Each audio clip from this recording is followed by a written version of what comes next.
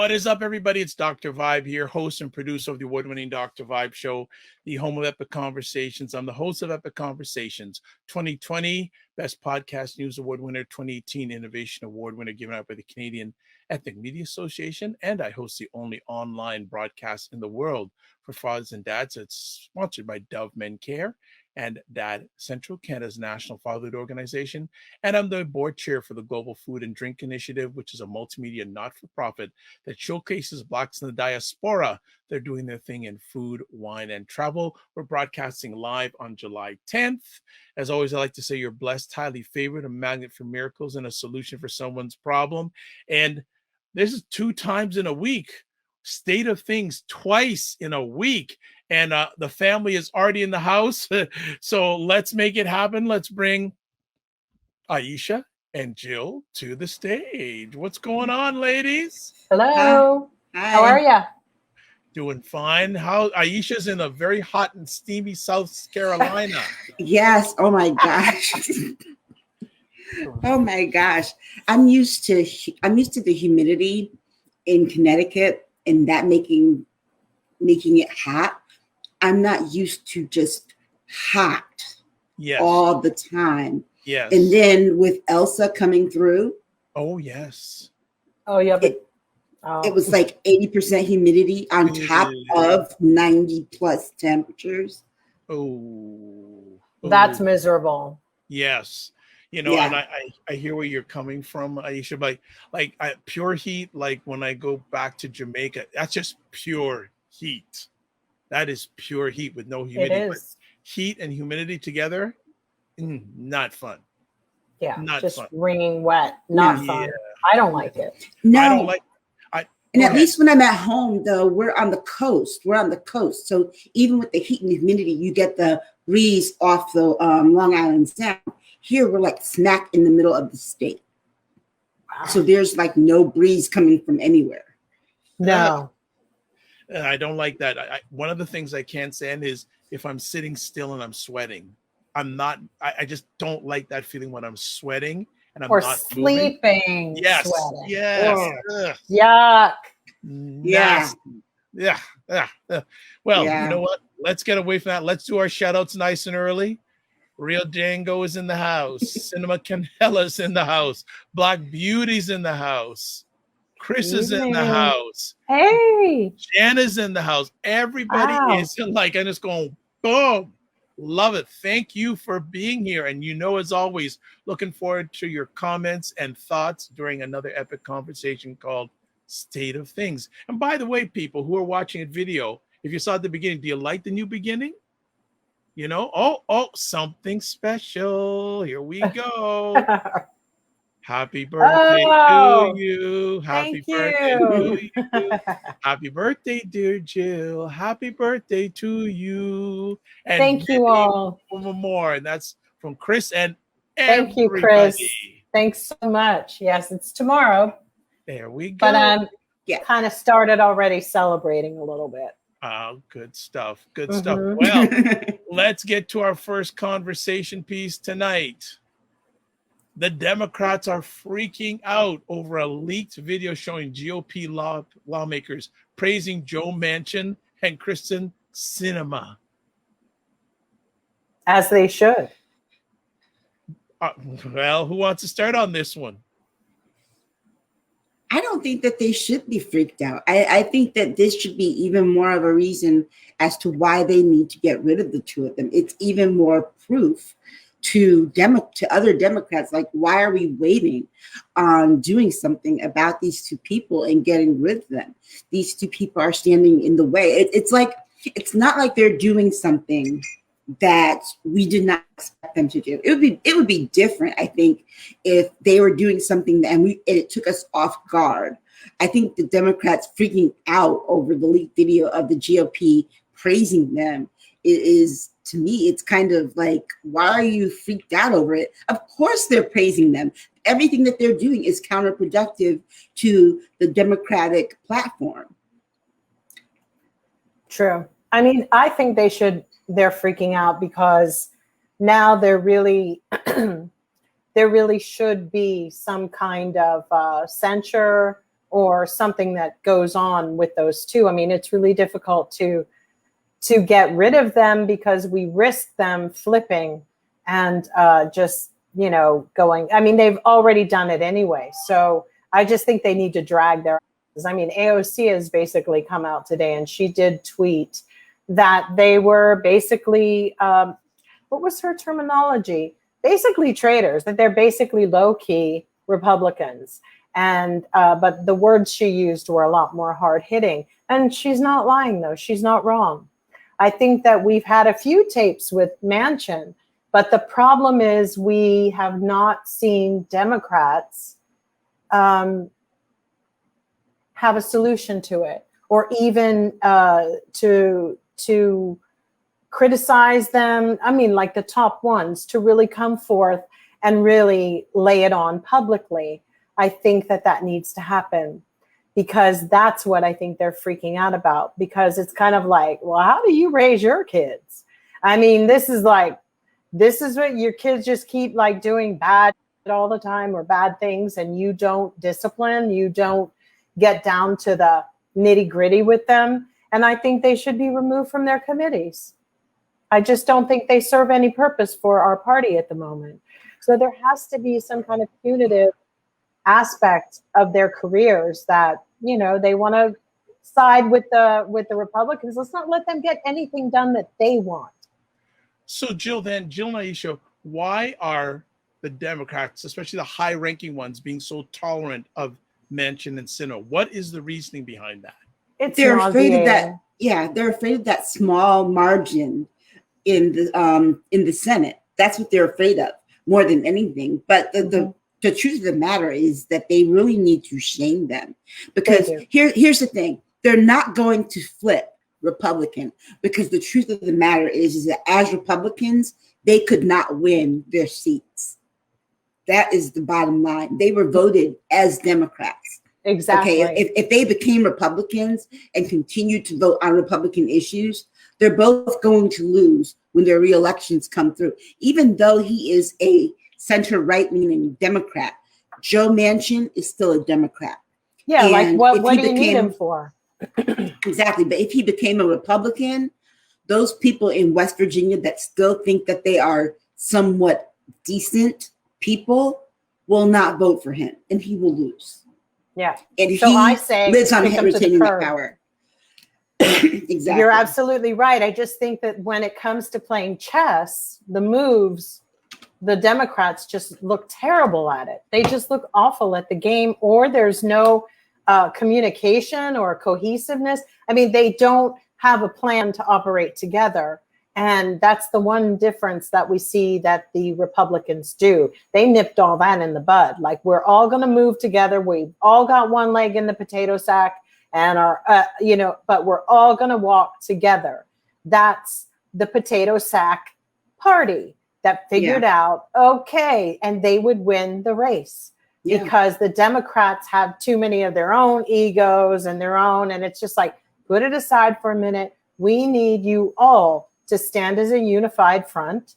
And I'm not getting that from the Democratic Party at this point. I get a little bit of like waffling and a little bit of like, well, I don't know. And, that being said, even the Republicans have gone on to like, today it was like take down Kamala Harris Day. When they don't like you coming back with something like the tapes that showed Rick Santorum, who, thank God, we got off CNN. He's mad now. He's mad, burnt up. But, in the video, he's basically, that's where they're criticizing or they're praising Manchin and Sinema and saying, oh, they're doing our jobs for us.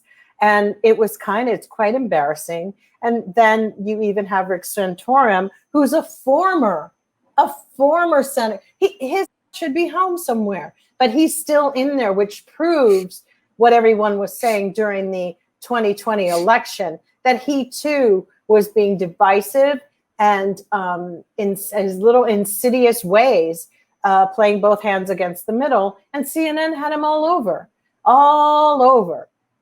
Just to create that wave of doubt. I hope CNN looks at they really must think a lot of themselves to think that we're being fair and we're going to show both sides of the table. You know, that's why Chris Cuomo's show gets on my nerves, because it's like, stop it. Just stop. No, there's nothing fair in a war at this point. And that's the problem. The country is going to hell in a handbasket. It's already there. We have Joy Reid tweeting things today like, you know, about what happens when it really goes fascist. And the reality is most people feel that it's already there. They're talking about a wolf coming to the door. The wolf he has opened the door and he's standing in the doorway. And at times he's put his toes in and he maybe stole a cookie here and there. But the truth is, it's beyond the wolf is coming along the pathway. They are there. And this is a major problem. And Democrats are really failing to show strong leadership when it comes to just the mucky muck. You know, we just need you to get a little bit greased up. You know, they're still playing games. Lindsey Graham showed them in a really weird way. I hate Lindsey Graham. You all know that. But he's basically been like, girl, I had to change because I saw my party was changing. And that's what it is. Democrats are not seeing, you know, that has changed. This is a fight. We are already in the civil part of the war. This is it. And these are about to figure out something to do in the months of July and August, I'm telling you. And everybody needs to be on their P's and Q's, because I just have a really horrible feeling about the communication, about the operation, and how they're going to lead the next attack. And I believe it'll be in absolutely every single state on the same day, pretty much simultaneously. It's interesting you mentioned that, Jill, because I think this week all the barricades around Capitol Hill were taken down this week. And I don't know why. Yeah. But it was like, why? Why would you do that? Well, around the White House. White House. And the reason that they did that was because, remember, Trump put those up to barricade them from coming in to arrest him. Remember, that was the reason that those initially went up. Yeah, but remember he was so afraid. I get it. I get that. But I still am like, why? This is not that to me was a sign of like, y'all are really not paying attention, are you? If you spend as much time as I do online, y'all wouldn't have taken that stuff down. And if you were that confident in your FBI and your CIA and whatever, I'm not. I'm certainly not. It makes me very damn uncomfortable that they took that stuff down, because the enemies are within. They're in the building. They're in law enforcement. You have Secret Service that one could just decide to turn around and do something really horrific. One. Okay. The funny thing about Joe Manchin is that this goes back to Chuck Schumer's leadership, or lack thereof, is that the moment that Joe Manchin decided that he was going to be the end all, know all, and running the Senate, that is then when Democrats should have been whipped to fall in line. At that point, it is like, we are shunning him. Anything he wants, he does not get. Exactly. We're not feeding the fire. You give oxygen to the fire, it's going to grow. He likes the fact that he's getting all this attention and that he's being made to be the vote that happens to. And if we make an example of him, Kristen Sinema will see what her fate is going to be. And because he did not lead that way, that is why we are in this predicament. Kristen Sinema has a job already lined up. She looks like a woman who has a job and is like, I'm gonna be working for Fortune 500 company. Exactly. That's her attitude. She never shows up to vote. I just think that then they need to be doing some deep sea diving on her life to get rid of her. Just like they did with our girl out here, Katie, whatever, who had the husband and the wife and whatever, which I don't care. I wouldn't care if she had 5 husbands or boyfriends. I don't care. And they all lived in the same house. It's none of my damn business. But the reality is they need to, by hook or crook, get rid of them. The problem is, the nastier these people are, the more they're in the club. I mean, look at DeSantis. He won't even allow them to revise certification on all those buildings down there. I mean, do you just have to be a disgusting POS to be in the party? Is that what it is? Because that seems to be what they all are. Do you just have to be the lowest of the low to be in the Republican Party? Do you have to be scum of the earth and toe jam and all the foul things, fungus, mold? If you have to be beneath that, and you're in the party, and you find support. Let me just get, because as you would think, the comments are flying in from the family tonight. So let's get caught up. Chris is saying those two should be repubs. They are doing more to harm our democracy than doing any good. Both are reminiscent of Susan Collins on the other side. Absolutely. Mm. Alan saying, afraid? They are clearly all on the same team. Let's see. Let me just see a comment here. Black Beauty saying, I'm curious to know if Aisha and Jill think that Sinema and Manchin will get on board to end the filibuster now that they're all on blast, thanks to AOC. Nope. No? No, I don't think so. I think that it's kind of a relief that they're on blast now. It's like they don't have to hide anything anymore. They can just do their stuff out in the open. Who are they hiding from now? Because before they were truly trying to hide it all from their own party. Right. And try to hide it from the public. Now it's on blast. There's nothing to hide from now. Okay. Yeah, I totally agree. Go ahead. Well, I see that Alan said that ending the filibuster would be devastating to the process of law creation.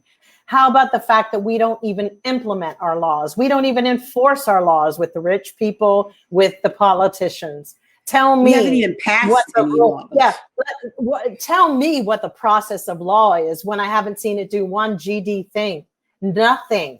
So the hell with the process of law, because at this point it's non-existent. You're living in a lost paradise, son. Lost, because that ship sailed. Let's go. So all I'm saying is get rid of the filibuster. We got to start over. Y'all. It's like this is not the filibuster same. Has some very racist roots. Absolutely, very racist roots. So Chris, ain't nobody trying to deal with that. Says Jill, I believe the wolf has not only come into the house, that the wolf went in, laid down, and had puppies. We are in deep crap. We really are. Yeah. Alan is saying the idea that only a few people can get Americans what we need the most demonstrates that they don't care about us. And then finally, Real Django saying the Dems need to understand that they have a good energetic following and stop acting all pitiful. They have to keep the pressure on the Republicans and get back to attacking the NRA. The Democrats are acting like there wasn't a 10+ million voting differential. Right. It's almost as if they don't believe the fact that Joe Biden won. That's the part that is scary. It's like there's a 10 million vote differential, whether it be because there were Republicans. There weren't that many Republicans voting for Joe Biden. Let's be clear. There were people who voted for the first time who hadn't voted before. There were people who got their voting rights restored just to vote in this election. Democrats get too gun shy and shady and shy about things. You had a 10 million vote lead. What you didn't have is a good ground game when it came to the Senate races. And that's because, what's his name?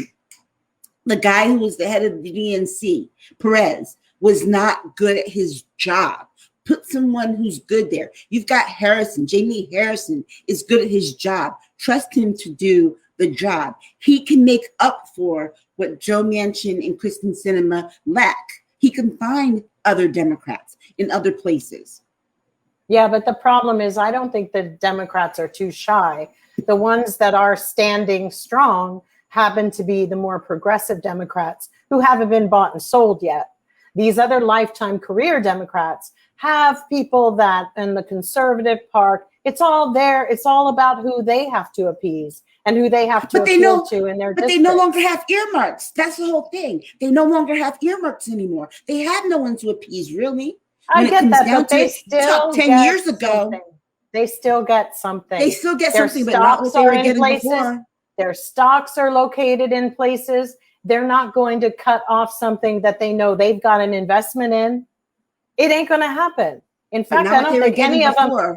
I don't think any of them should be allowed to trade their money or do anything while they're serving in office, personally. Alan is saying that's why the earmarks were good, because the truth be told, they were more beholden to local interests than they were to corporate interests. So Alan is saying the implementation is exactly what we agree on. Finding a prosecutor to enforce the law is the issue. And that's the thing. So the filibuster doesn't work. Boom, womp, womp. It's done.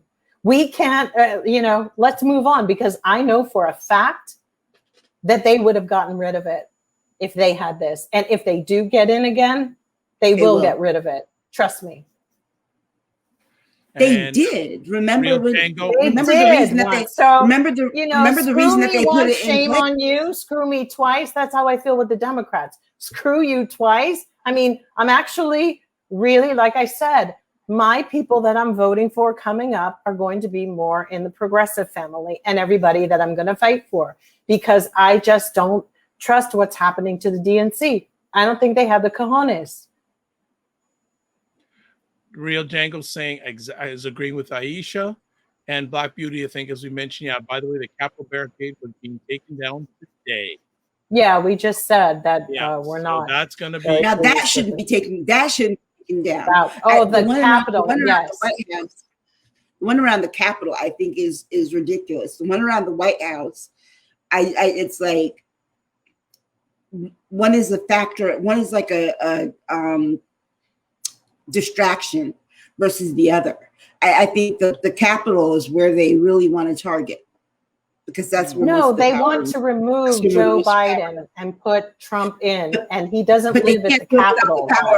But they can't do it without the power of the Congress. That's the whole thing. If you read that plan that you think they're going to do this, but not by force.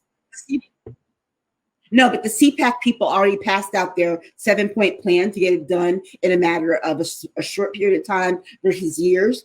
And all of it relied on making Trump Speaker of the House and not taking it over by force, not necessarily taking it over by force. What you're speaking to is the constituency, but these other people have this plan, it's like 7 or 8 points, and it requires... Yeah, and it requires this use of the Senate and the House that doesn't make sense. But to me, that's the distraction.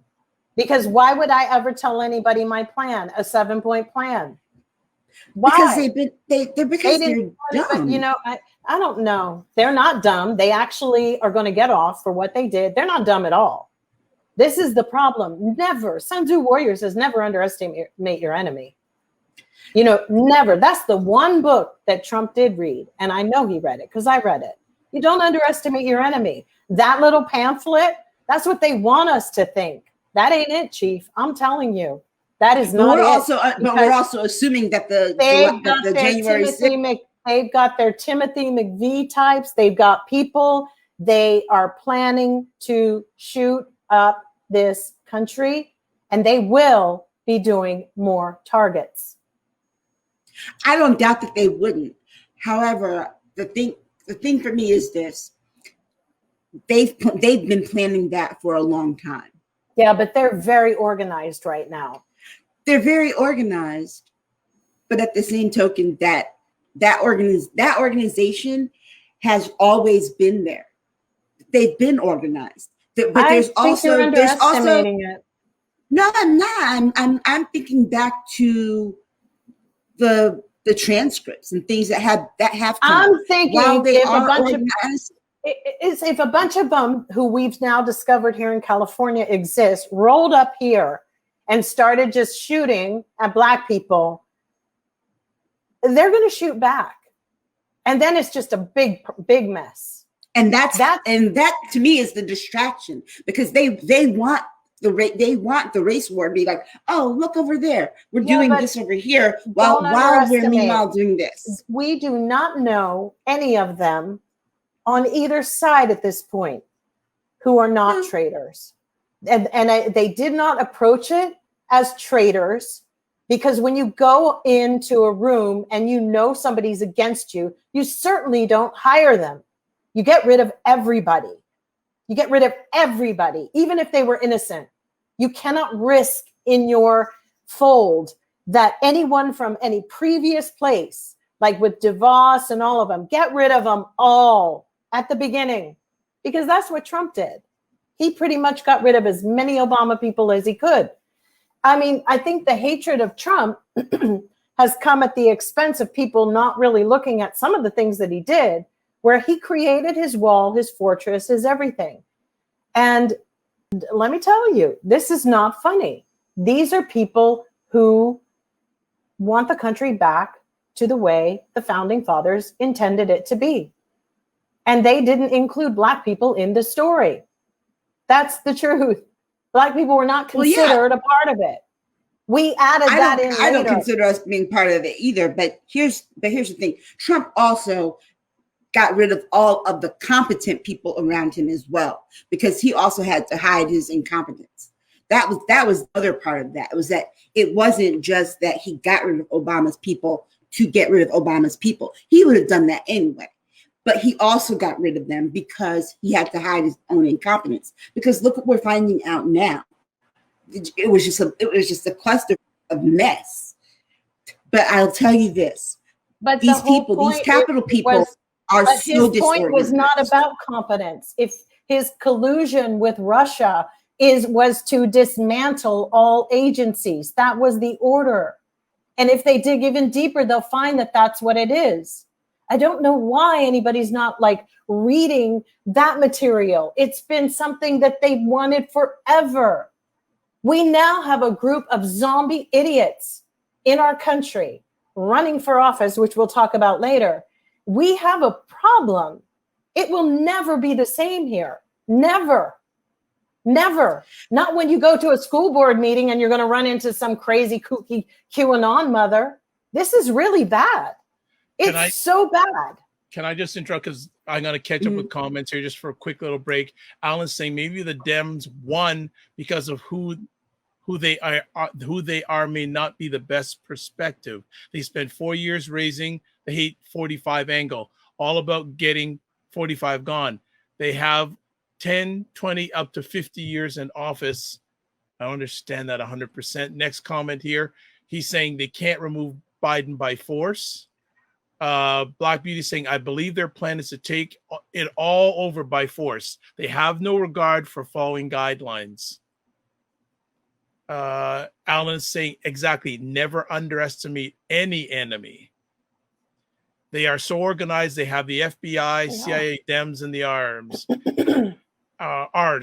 Republicans. Black Beauty saying, I'm afraid Jill's correct. We're already in it. Remember, they have the Senate, the courts, and the American people are always sleeping. Yeah. Chris is saying, yes, Jill, all 45 placements have to go. Every last one of them. And then Black Beauty is saying, America's in trouble. SOS it's being ignored. It is. And it's not just something that's being spoken about here. But you have two levels when it comes to this. You have a very sophisticated level. Those are going to be your people in government. But then you have your on the ground people. And those are the people who are not very well coordinated. They didn't even know whether or not they were supposed to. There were supposed to be more people at the Capitol. Some of them thought that they had called it off. They were so disorganized on the ground that if they were going to really, if they had the actual opportunity to seize everything, when they got in there, they let the people on the bottom rung do all the forcing into the building, that when they got there, they didn't know what to do, what to take, what information to go after. It was the people at the top who helped them get in, of course. But when they got in there, they did not know what to do. Those are people who scare me more than anything, because what happens if they do overthrow the government? Well, that's what I'm talking about. That's what I'm talking about. That's exactly what I'm talking about. I don't think everybody showed up that day. And I think there was a reason. I think it was a dry run. And they don't stop. And they're all chattering about it. They're chattering about it online. And they are going to be very angry if he's not installed by August 13th. And even if he isn't, there's still going to be repercussions. It's also just the mistrust of the government level has raised. There's no more trust in it, as far as like you would say, okay, well, now Biden's in and it's sanity, but it's not. In fact, now we're all at the point where we're like going, well, they're both into it. Both of them, the Dems and that gets deeper into the conspiracy theories that even go further, that you can't trust your government. And when you get there, and, Putin's guy, the one that I always talk about, Alexander Dugin, said, he's written about it, about how to destroy the West. He even has a Facebook page. I mean, to undermine it and make America eat itself. I mean, this is a guy my age. This is what he lived for. And he is Putin's guy. So I'm just like, and all it takes is with all of our liberalism, he was like, make us choke on our own liberalism. We do. I'm liberal. I have a problem with some of the things that liberals want to do too. It's like we can't find commonality. And it's gotten so with identity politics that we're the one allowing all these identities in the Liberal Party, and the Republicans only need one identity, because it's easier to manage one identity than it is to manage, we got this one and that one and 150 other ones, because then somebody's always pissed off and butthurt about some damn thing. My God, I'm 59 years old. I don't know what binary and all this is. I can't write they all the damn time. Give me a break, young people, lighten up, give us a minute. It's like there's a lot of resistance on every level, because people are just so angry in this country, myself included. But as far as it being a democracy, it isn't. It isn't. Not when you're fighting over voting. That's a big red flag. You don't have a democracy anymore. Let me catch up with comments and we'll move on to our next conversation piece. Alan is saying everything like that has a test run. So he's talking about the insurrection. And Alan says, again, correct. The issue was to erode the trust, but they have done nothing to earn the trust of the people. Bingo. And Black Beauty saying, as a veteran, I have to tell you, these paramilitary groups are highly organized and ready, willing, and able. The first attempt was practice. I pray I'm wrong. I hope I'm wrong, but they're already in it. Alan is saying, identity politics is used to divide and conquer. People are waiting in line for their groups to get rights. And then Chris is saying, we have a Democratic White House. This administration must strap on a pair and to hell with bipartisan hopes and wishes. If Biden doesn't wise up and play hardball, we will totally lose our democracy. We will. Well, because they will not line. Tolerate Kamala Harris, no matter what. No matter what. They would physically lose their minds. And I really mean it. We'd probably start hearing our own neighbors just going berserk, people that you don't even know. They will not tolerate a Black woman. No, they won't. And, we can only keep fighting as Black women for this Democratic Party so much. But I'm damn tired. I'm tired. I'm tired of us pulling up the wagon at the very end and pulling us through. It's like, it's not freaking fair. It's like, here we are back in the kitchens, cleaning up your mess, cooking, doing all of it. Grow a damn pair. It's not right. It's wrong. I think that's part of the problem that we have as a country is that, well, like Jill said, we have too many, we get lost in our liberalism, but one of the main issues that we have as a country, and when I say country, I don't just mean, I mean as a continent, really, is that we are the most diverse continent on the face of the earth.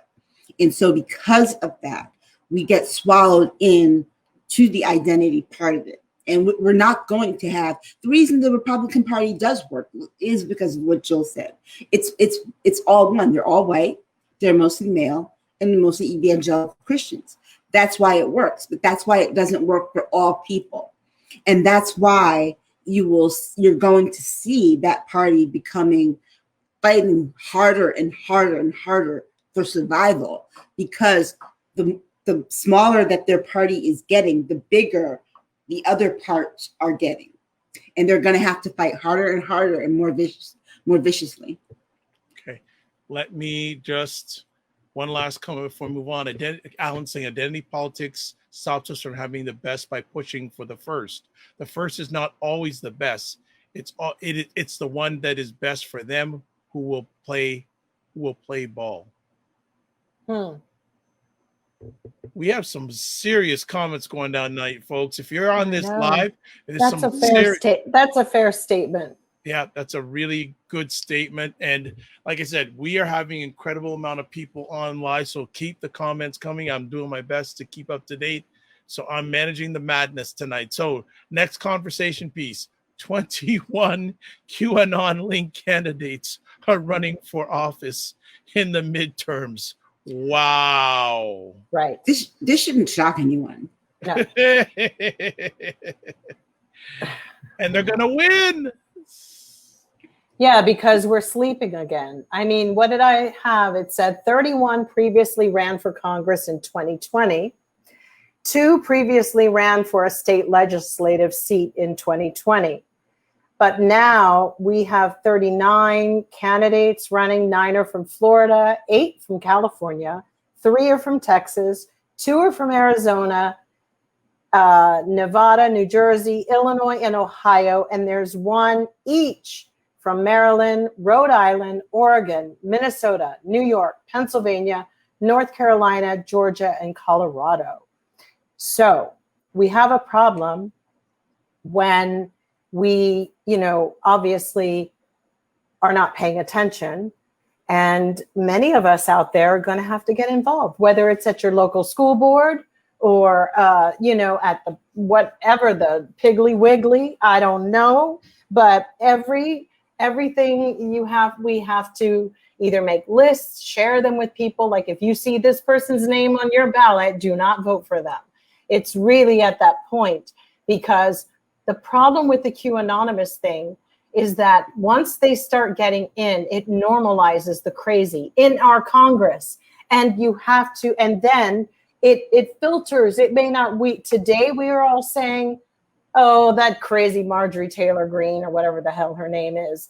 But then fast forward in 10 or 15 years, and our kids, children and stuff won't know what's up or down and just start believing a lot of it. We really need to eradicate this, or they need to implement something like a test of, and I don't know. I don't know what can happen, but this is the part where I'm saying we're in dire consequences, that they're even being considered.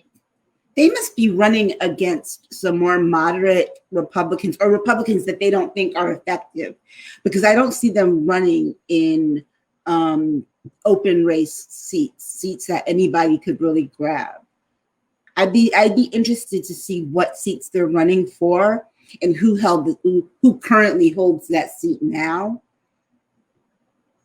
because I think that their target. They're not all Republicans, though. Some of them are from the Independent Party, which was, for me, I had to pay attention, because I'm thinking I want to deal with all progressives. But a lot of people don't have the time to read about who these people are, but they're in state legislation. They are in, that's how we ended up with that knucklehead, Lauren Boebert. We also have a real shallow segment in our community or our society that vote for cute girls and this and that. And also little tiny towns, you know, these dirt road towns that can really have really created some problems. And they're getting funding. They're, you know, Marjorie Green Taylor or whatever her name is, she's made money, lots of money. And ain't nobody going to try to give that up. They saw, wow, you know. But I'm still interested in who holds those seats currently, because if they're going after seats that are Democratic strongholds, then there's something to really, really, really worry about. If they're going after seats that are currently held by Republicans, then Republicans have something to even worry about too. That, you know, their party already got away from them with Donald Trump. Now for QAnon to really take over, you know, first it started with the Tea Party, then it became Trump, and now the party of QAnon, the GQP party. It would be interesting to see if these QAnon linked candidates, who currently holds the seats that they're running for. Okay, just want to jump in for quick catch up on comments from the audience, from the family. Black Beauty saying, FYI, we're living in the book of Amos, and it ain't pretty. What's the book of Amos? We need to get some clarification on that, Black Beauty. Who said we're living in the book of Amos? Black Beauty. Oh. And then Chris is saying, making a Piggly Wiggly shopping list while I'm at it. Jazzy, just too jazzy for you. They will win. It's reminiscent of the Tea Party's wins a few years ago. In the midterm. Yeah, Black Beauty is saying, unfortunately, if unless or until President Biden steps out of denial and lead with force immediately, I fear we're all going to be heading for Canada soon. Canada ain't taking us in, please. We got a wall. We're building one. I know.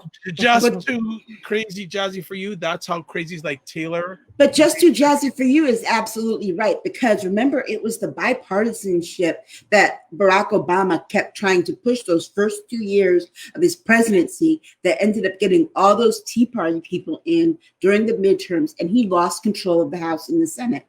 Yeah. Right. And Biden's doing the same thing. We don't want bipartisanship at this point, because if you're not going to come to the table correct, then my theory is don't freaking eat.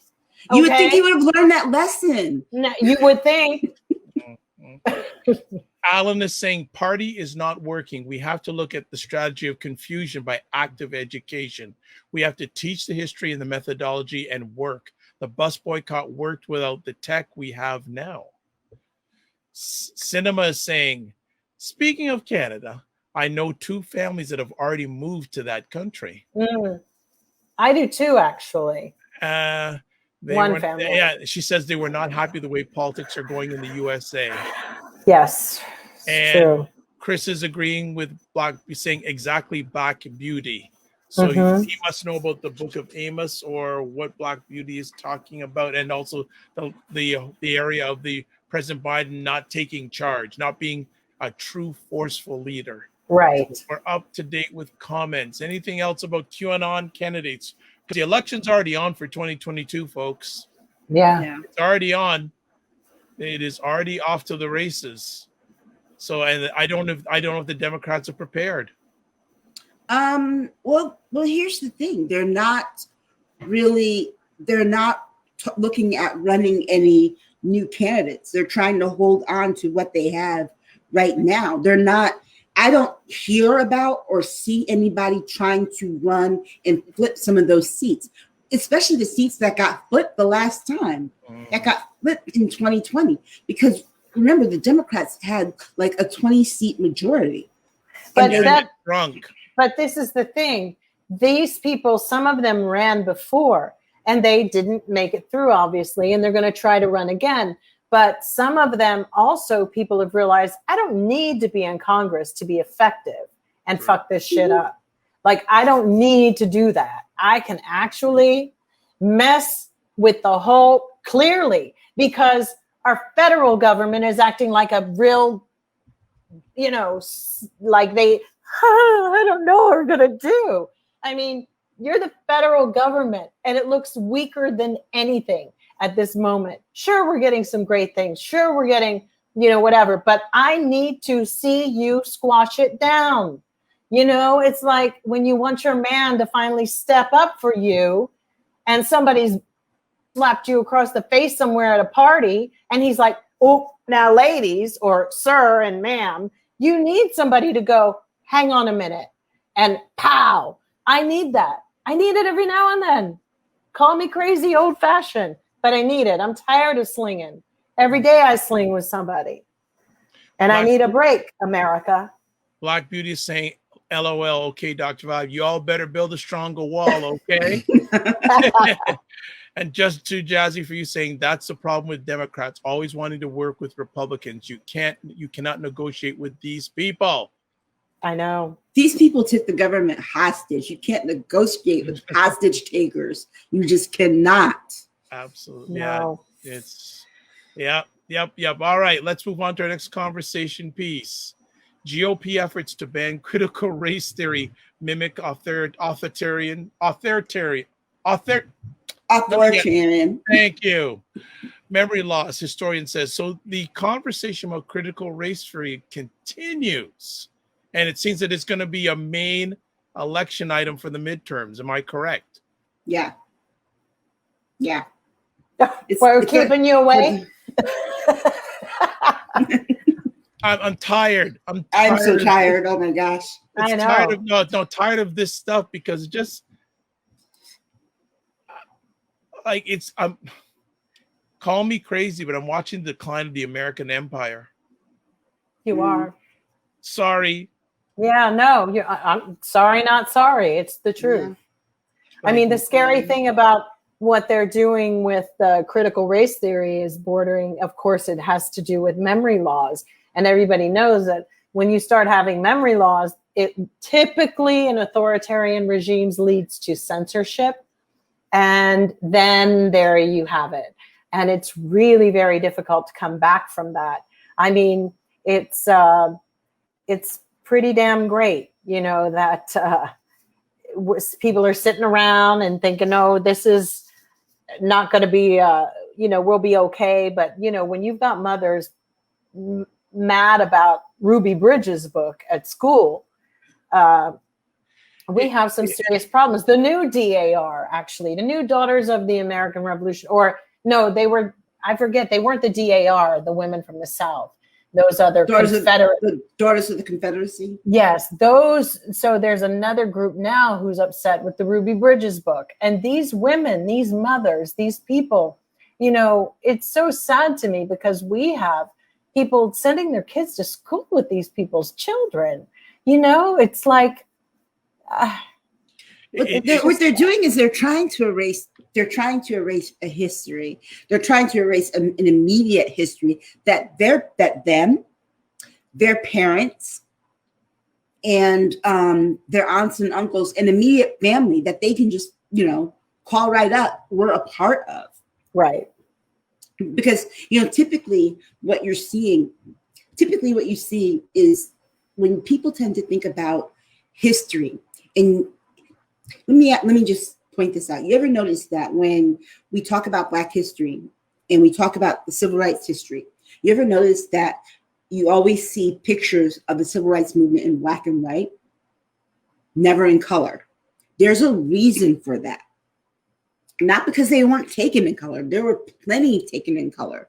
The main reason for that is so that it looks like ancient history. So it looks like something that happened so long ago that we don't have to pay homage to it. So that's why people can always say, like, way back in the 60s. Well, the 60s weren't that long ago. My parents were alive in the 60s. They were in their teenage years in the 60s, right? So it's like we keep doing that. But history, but there was this, not just this reckoning with the 1619 Project, but before the 1619 Project, you had a photographer coming out saying that he was going to start publishing pictures of the civil rights movement in color so that it looked more like modern history. I read this article, this interview that he did, because he wanted people to see that it wasn't that long ago. And then you started getting people really, really riled up. And then came the 1619 Project, which reminded people of the fact that someone who lives currently actually knew someone who had been, who had grown up enslaved. And it really kind of put things into perspective that really that wasn't that long ago. White people have had this out to say, oh, well, you can't blame me for slavery, until they realize that it's that close. And that's it part of what clearly this isn't is. something that they wanted it to end. So Exactly. you know, that's kind of the worst part of it. But I mean, in my opinion, I think that they've never really looked at the reality of that Constitution, because I kind of think a lot of it is worthless. I mean, no offense, that it needs to be revised, because even other countries like France and Germany have things where they took all the vagaries or the things that were sort of politically vague in all of their constitutions, and they revised them. You can't have hate speech in Germany. You can't talk about Hitler love. And the same in France. You can't use memory law is illegal to deny that the Holocaust existed. I mean, look at what happened to the Armenian genocide. There are people that have been denying it forever. And just this past year, they finally got some kind of comeuppance with it. But the reality is the damage that it's done in the denial process is disgusting, because you still have the Turkish who could still trigger an Armenian at my supermarket in a second over something like saying that it didn't really happen. That's been going on forever. It's existed in the Middle East. You know, all the mistrust, that's a very common thing to go into the Middle East and seeing, particularly men discussing politics. And, you know, it was always very quiet, and the distrust level. But those conspiracies and ideas they carried. But there are countries that were brave enough to adjust their constitution. People here seem to think our constitution is the best. How dare you touch it, right?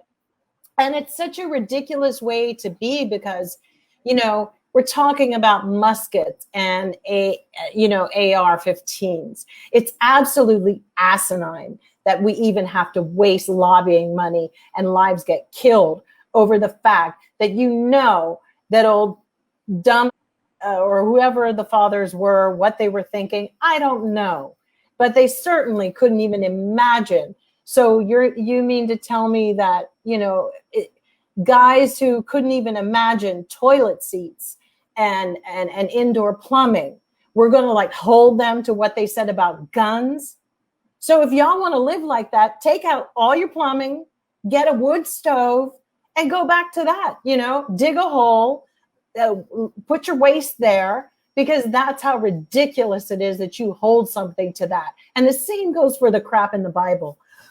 No offense to anybody, but some of it's a little bit much. I'm not trying to live in the book of like, you know, whatever book it is. There's a possibility that the frustration, and then you have this added pressure from the evangelicals constantly. It's the end of the world. It's the end of the world. It's the end of the world. Do you know what that does to people?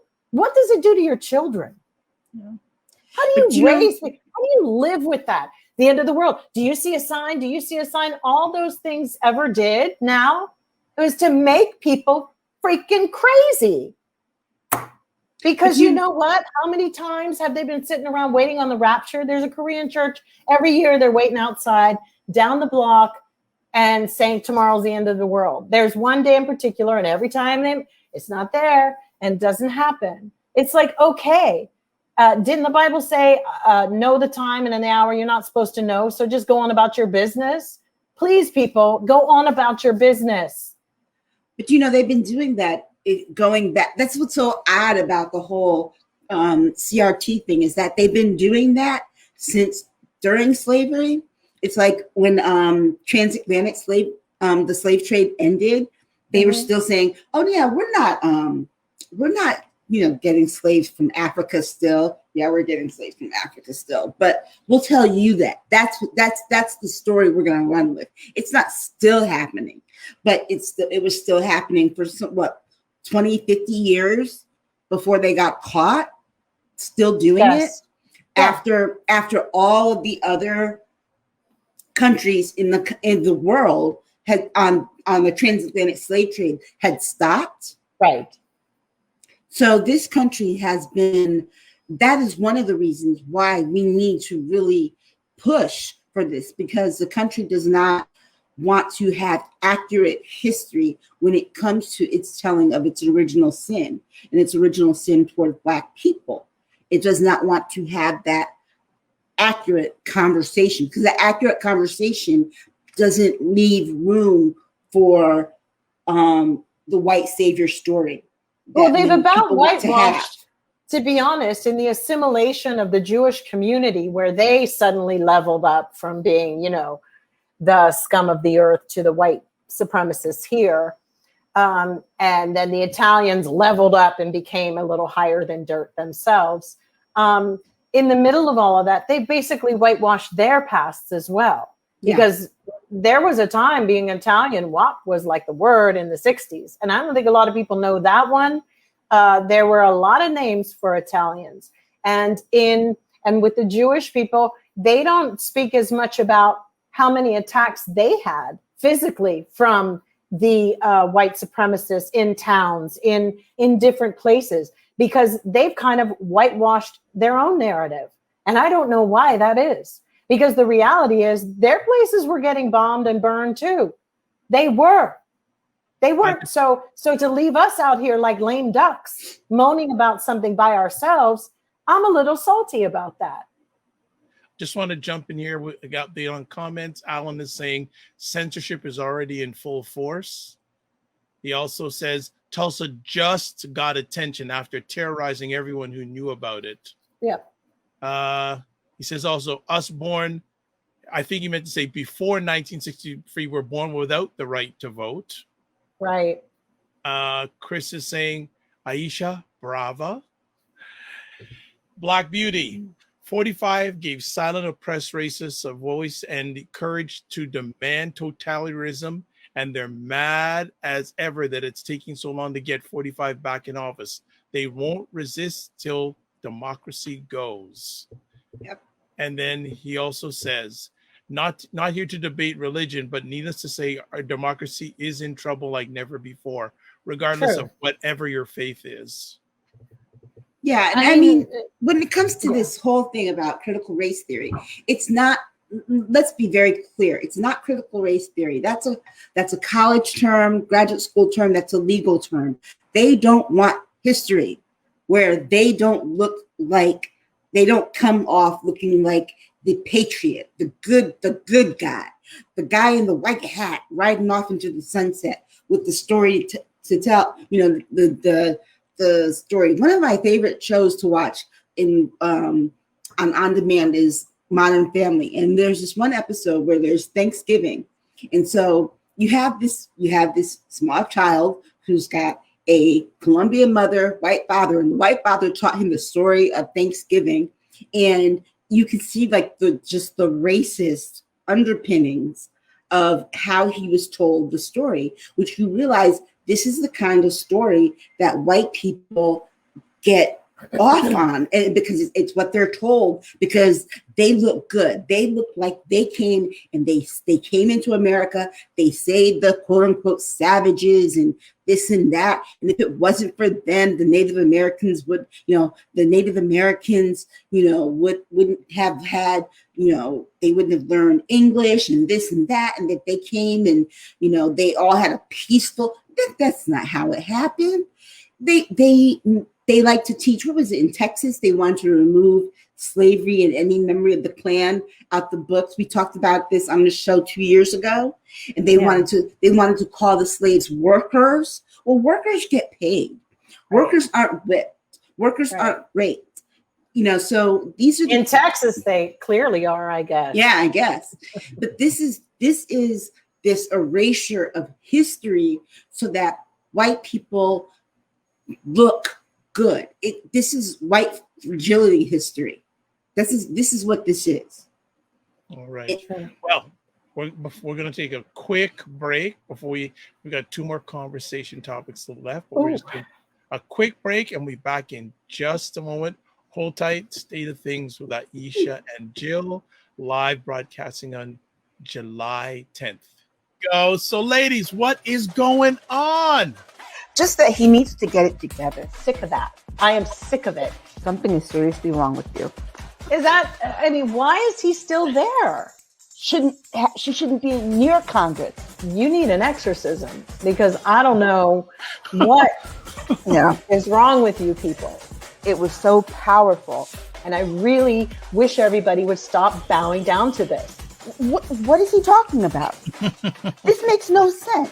They know they are not the oppressed party, but they love being the superior ones, and they want to flaunt it. So it was always made political, particularly for people of color and the LGBTQ population. We end off every episode with a cockroach.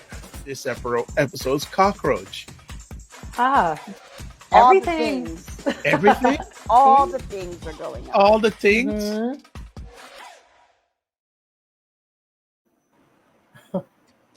We are back, and I love it all every time that we play that, because I love Jill's smile and Aisha's smile when they see that all the time, because it's funny. That shows what it's all about, folks. Can't be done any better by our wonderful intern Maddie.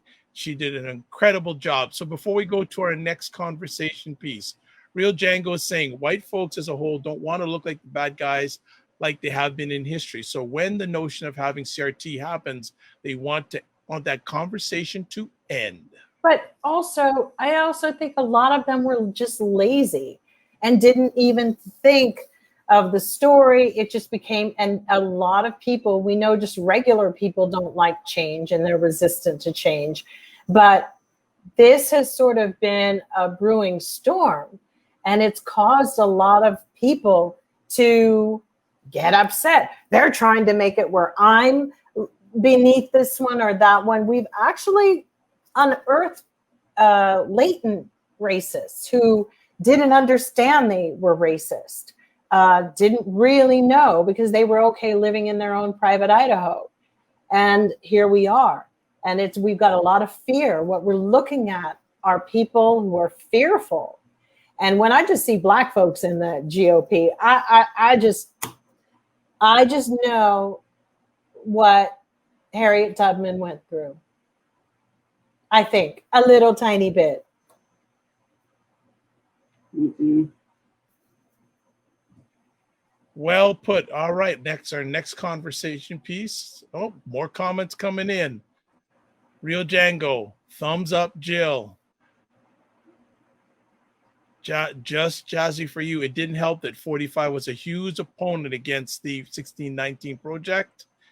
Alan is saying Nuremberg Code of 1947 is the result of war atrocities, but the Tuskegee experiment continued until 1973. Yeah, but America isn't even in on that, because none of our people can ever be tried at The Hague. You know that.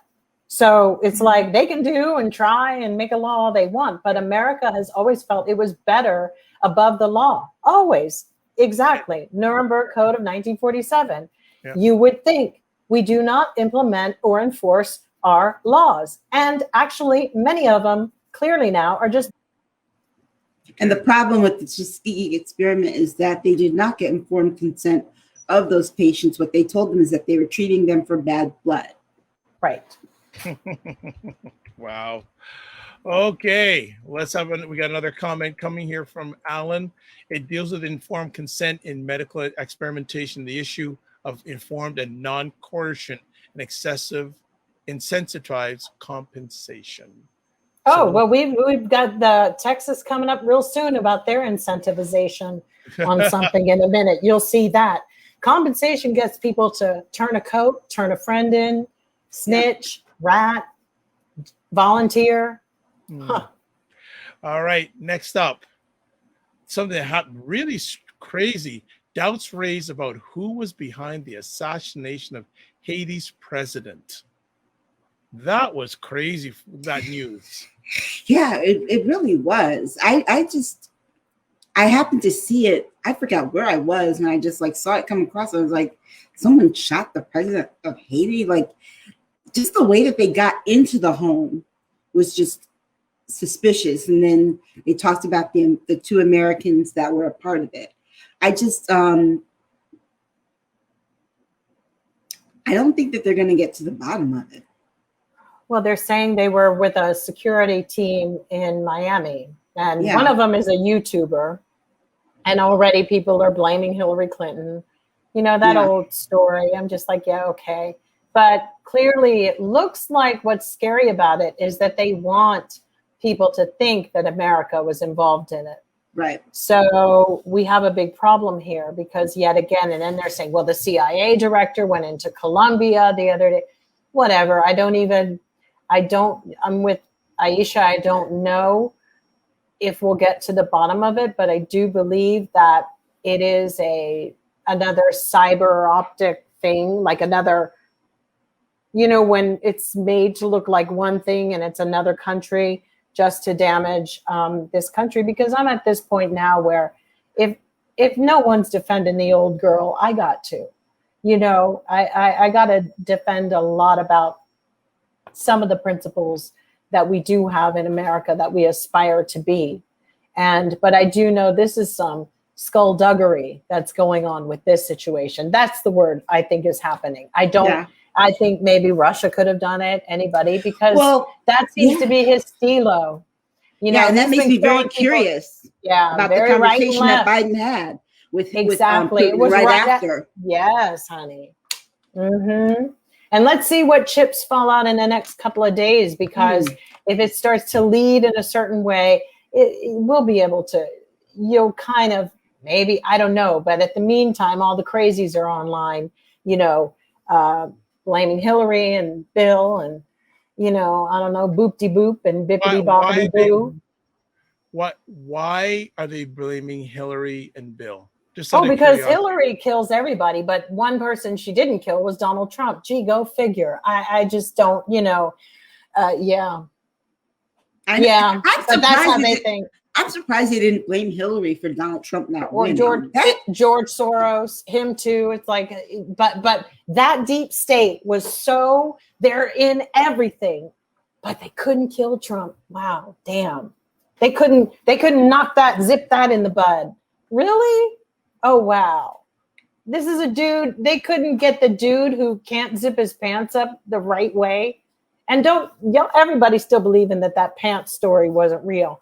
I'm sorry, maybe it wasn't the date of it, but you know, either that or Mr. Diaper Man. He clearly wears diapers. Cinema Canela is going, oh gosh, Haiti, it's so sad. They don't get a break. They don't. No.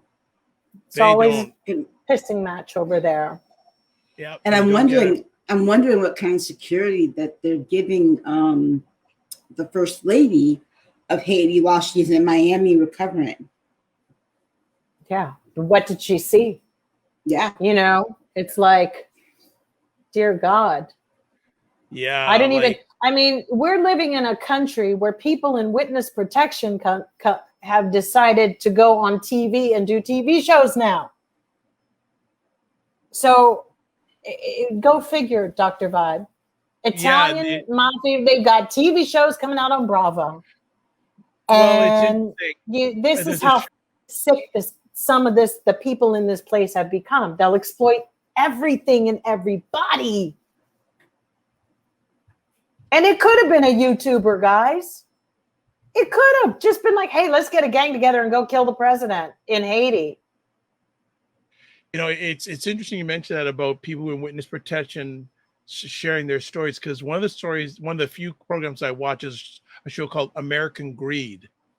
I do too. And a few weeks ago, they had a story about these two young American guys from Chicago that became right-hand guys for who's the big drug lord who got arrested finally? Was it the Mexican one, El Chapo? El Chapo, yeah. and they were show, and it was incredible expose. But there are both their wives talking away. They're in witness protection. They're talking away. Maybe not anymore, because it looks like they might have got a TV show. There's women talking about, well, if they didn't kill you, then, oh yeah, it's a trip. It's just like all of it is connected and plays a very big hand in everything, the vibe of this place. And many people for a long time have been saying that some of our programs, some of those reality things, we're just going to go down a road of no return. And we have. We didn't keep our demure, any refinement. There's nothing. The culture that this country has become is on its own. It's not like people who've immigrated here. They don't have, they're getting, all that's getting stripped away. What you did back home, whatever, no, you no longer have that. That will not be applicable anymore. Those pockets where there's Chicago pizza of Italian, yet again, they've all divided. Like I said, it is now, it's the Republican mindset, weirdos, and then it's the overly liberals, you know, and they should just divide the country in half and call it a day. Chris is saying the tired stories about Hillary, that crap should have been set to music by now. # tired. I agree. It should have been set to music. All right. It'd be interesting to see what the First Lady said she saw. Absolutely. So but maybe she don't need, please don't, maybe she doesn't need to say it out loud at this point. No, I don't think she I needs were to her, say I'd that. say, I'd be like, I didn't see nothing. I was asleep. But have you seen the video though? I have not. The video is just weird. Of the people outside. I don't think they have a lot of money to have protected him properly. I think everything could have been bought, but it sort of is a precursor about our country, don't you think? Yeah. I mean, was that their plan? Is that a dry run too? Is that how that got done? They want to do the same thing to our president? I mean, let's just be honest here. It's a little strange and it's very scary. So these are people who are tactical and, clearly had a plan, and they killed a president of a country. And yes, I know we have a lot more, but the infiltration level that it takes to get there, is that what this is? Because it really did come out of the blue. Well, let's get to our final conversation piece. And it was mentioned a little bit earlier on, but now the ladies are going to go at it full force. This episode's cockroach, the state of Texas. New abortion law threatens women's health and well-being. I did not even know about this until the ladies brought up a few minutes before we went live. Ladies, talk about this and why is it a cockroach? You want to talk about it, Jill? No, you go first. I'm just Well, the state of Texas, with their abortion law, which you know that they passed, they've had the 6-week abortion law, which is when most women don't even know that they're pregnant. It's like how, but now they have this law where anyone can report a woman having an abortion and get compensated for making that report. $10,000. $10,000. So if they can prosecute them. If they can prosecute you. Right. So this means that your person in the grocery store can report you for having had an abortion and get your grocery clerk and get $10,000. Of course, they have to be able to prove that you did. A nurse in the doctor's office. I mean, this will be interesting. Will she go for the money or will she have to obey HIPAA laws? Because what if it's a professional and you're in there for something else and they're like, Judy, you're pregnant. And you're like, oh, really? Oh, ooh. And you're like 50 years old and you're like, do I really want to have another baby? I don't think so. But this is what's so bad is that somebody else at the abortion clinic who's there to get an abortion at like 5 weeks can report you. It just, It just doesn't make any sense. Well, the thing is, they don't typically do abortions at 5 weeks or This is 6 true. weeks. It's typically at 8 At weeks. 6. So, in effect, Texas is a place that doesn't allow abortions. Yeah. That's it. Y'all can cut it many ways you want, but But the the reality law- is, you'd be better off. And if you throw yourself down the stairs, they'll say, "I saw her fall. She did it on purpose." But And remember, there you the have law it. also covers you. If you go out of state and it's found out that you had an abortion out of state, you can still be prosecuted. Yes, because they are saying that, No. that if you go out of state to have an abortion, just never go back. Take your and leave Texas. Wow. And, there will be many, many women groups and female groups. We've gotten people away from domestic abuse people. We will get women the help that they need. So screw Texas. It's a horrible state. And it's just really a cockroach because it doesn't work with people. And if they think that their little freaky breeding robot zombies that they have down there to keep breeding to bring more Republicans into this planet, good luck. They don't have health care. They don't have electricity. They don't have water. They live like dirt bags.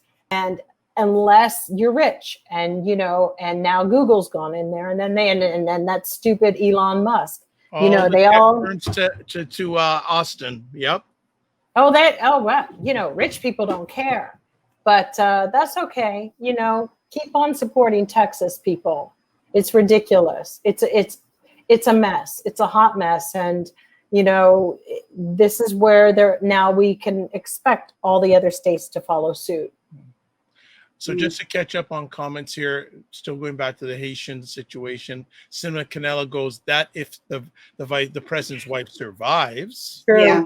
That's so true. And then Black Beauty is saying, yeah, good point, Jill and Aisha. I'm loving tonight's show more and more. Alan talking about the Texas abortion law. This is crazy. Black Beauty is saying, WTH, kind of crazy abortion law has Texas approved.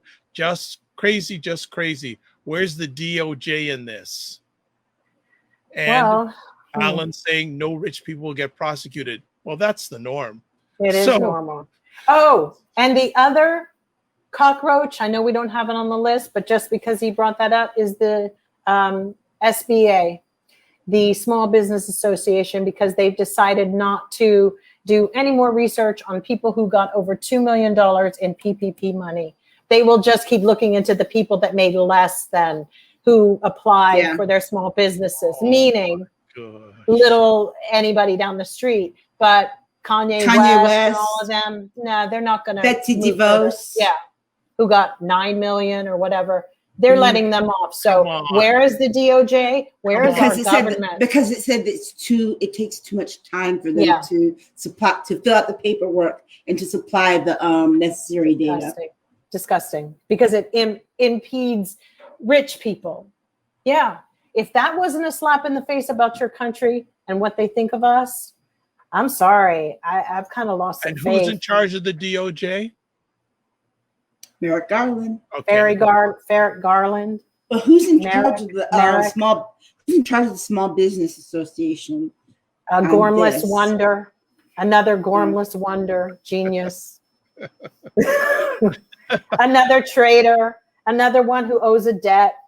It's like, clearly, it's too much work. These people are sucking up food and heat off of our backs. Enough is enough. And I will say, the other day I woke up and just said, are they all in it together? Because I actually did wonder for a split second, Alan, when he said they were all in it. And I want to say, I don't want to go there. But even I did at one point. I just said, what the hell? Are they all in cahoots? Because this, and then there was another thing that happened, and it does my head in. It just does my head in. Nicole is saying the rich keep getting richer and getting away with way too much. Way too much. And, if poor people did get together, instead of that, they're going to come up in the ranks, the rich people the lottery. should fear us. People, then, we are the people. But they got to keep us fighting over race and have white people trying to tell us how we can't teach certain things in school. They're so dumb. They're just the dumbest class of people. They're just dumb. Poor white people are really dumb. Jen saying, love tonight's conversation. Ladies, you're on point as always, 100. They have the audacity to be like, in their crumbling trailer parks and want to feel better than somebody else. I'm not saying all poor white people. I'm saying that. I know that. I've seen it. I know who those people are. Just a little hair up. They have to be, so much better than other people. And if they really put their thinking caps on, which they don't own, they would see that division between us is the reason that nothing is getting really taken care of. Rich people should not be as rich as they are. And they're doing it off of our backs and our deaths and our murders. It's like they bet against us every single day they wake up. Black Beauty is saying, makes you wonder, Jill. Yeah, I had a moment. Yeah, and Nicole is saying, keep speaking the truth to both of you, 100. Thank you. Well, on that note, we're going to call another epic conversation. Okay, kiddos, have a great rest of the weekend. What's planned for your birthday? What's planned for your birthday? Talk about us. What's going on with you? I don't know. I don't just want to do something low key. I know my husband's making me a great dinner tonight. And, I might just go to the beach and hang out. After a while, it's 59. So I'm going to try to enjoy 59 because 60, everybody, I don't know, Dr. Vibe. I just really don't know about these numbers and things. Just enjoy everyday life, Jill. Yeah.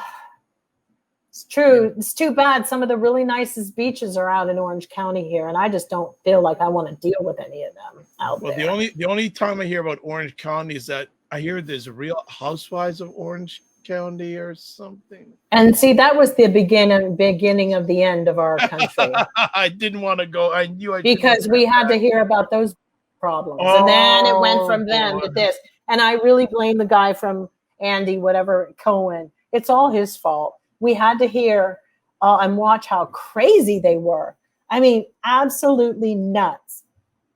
Rich people just, crazy, unhappy, miserable, injected to the hilt with something. I think the Botox has gone to everybody's brains out in California. Alan is saying, great show, guys. Can you reach out to me? Feel free. Well, you have to give us your contact information. Yes, please.